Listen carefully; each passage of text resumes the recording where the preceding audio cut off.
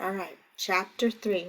Now, so after chapter 2, Duke had been, remember, he'd fallen off, the bullies had tossed him over, but he fell straight down. And that's where we landed. That's where we ended that one. Chapter 3, one genuine act of kindness. And there's the little picture that goes with it. I think that's Duke.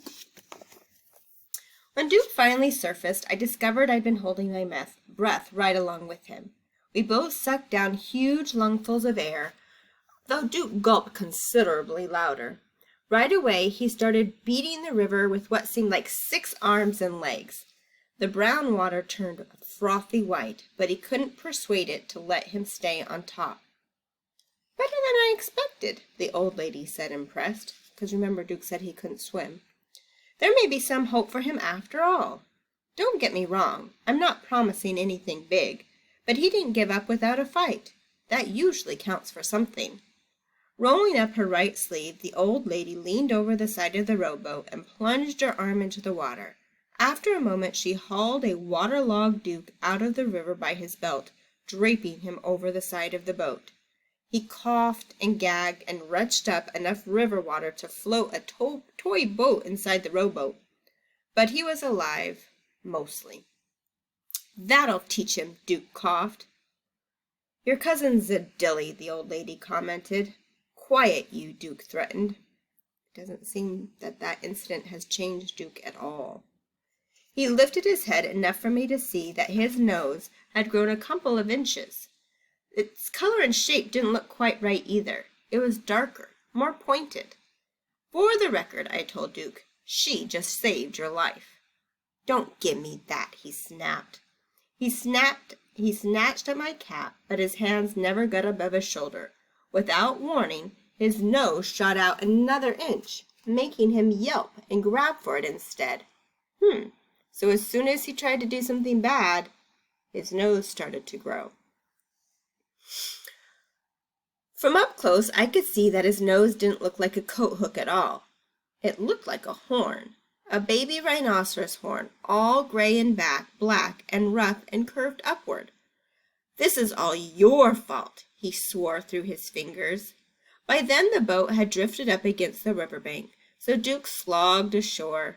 Water ran out of his pockets. Riverweed clung to his cuffs. The current was so swift near shore that he had to lean forward to make any headway. Then, when almost out of the water, he slipped on the muddy bottom, falling flat on his face. That made him bellow. "You'll pay for this," he cried, as he crawled off through the brush, coughing and sputtering. He added, "If it's the last thing I'll ever do, I'll get you. Don't think I won't.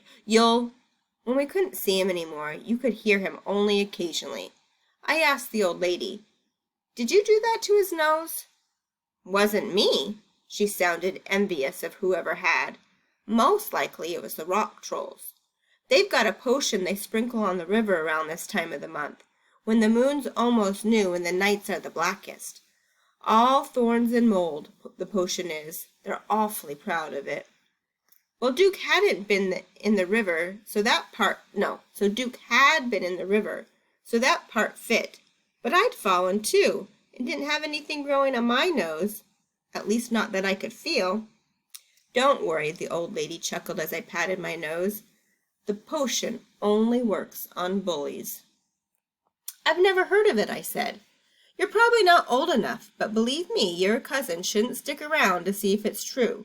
Rock trolls do collect bullies. It's a well-known fact." "What would they want with a bully?" I asked. "Oh, they probably line them up on shelves to admire," she said, turning kind of vague. Vague means she wasn't really specific. "Sounds like nonsense to me." "That's because you're not a rock troll." She grew sterner. "If you were, you'd feel right at home with the things like horns and hoofs and what have you." "But Duke can't go home with that thing on his face," I pointed out. "His parents will have a fit." "That's a pity. It's certainly not safe for him around here." "Is there anything he can do?" I was a little worried, despite myself. Well, that's kind of Claire, because